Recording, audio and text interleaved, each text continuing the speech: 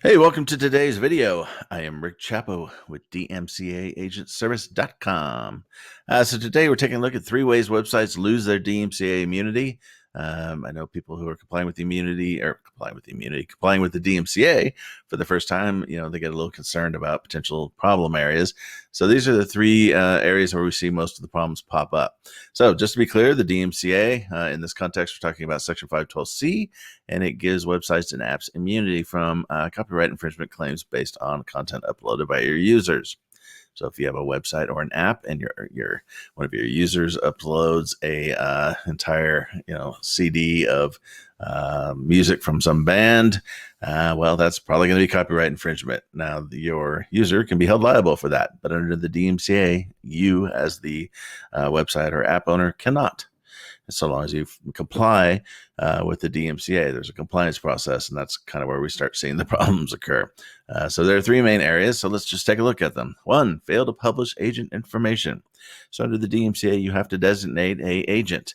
And this agent is very similar to an agent for service or process for a corporation. The agent is sort of the human face of your website as far as the service of DMCA complaints go. It's basically, this is who you should send your complaints to. Now remember, the DMCA is providing you with immunity. So you don't want to hide this information. You want it to be readily available because, again, as long as you follow the compliance process, and it's easy, you're going to have immunity. Total, complete. There's no danger there. And so you need to publish the agent's information on the website or app in an area where the public can find it. In our case, we usually recommend doing a DMCA policy, which is just a standalone page, and you link to it in the footer, of the app or the website or wherever the legal documents are linked from, your privacy policy, your terms, so people can find it. And it's not that big of a deal. You want them to find it because, again, you want to go through the complaint and compliance process because that guarantees your immunity. So the mistake we see is people just don't list it at all, which is baffling, or they bury it somewhere down in their terms and conditions, and it's in section 35, paragraph E, subsection D, and nobody can find it. So you really probably don't want to go in that direction. Second issue we see is you don't register the agent. So once you pick that agent and you're going to list their information on your website, you need to also register them with the Copyright Office. Now you can do it yourself if you're going to be your own agent. If you want to use a third-party service like ours, DMCAagentservice.com, the third-party service will often handle it. We do. We just take care of it for our clients, part of the fee. And why would you choose a third-party agent over yourself? Well, you're going to have to list the name, the phone number, the email address, with that agent designation. That information is going to be available both on your website or app and in a public database that is maintained by the Copyright Office. So anybody can go to that database online, do a search for your site or your app, and see all the relevant information. So if you work from home or somewhere else that's a bit sensitive, maybe you don't want that information floating out there. A lot of people also are a little worried about it from a identity theft perspective. You have your name and your address floating around on the web. That makes quite a few people a bit nervous. So, but it's your choice. There's no requirement to use a third party. You don't have to do it. Third area that we see problems, repeat infringer policy. So as part of the compliance process, you have to establish a repeat infringer policy. And it's pretty much what it sounds like. You have to keep track of people using your website or app.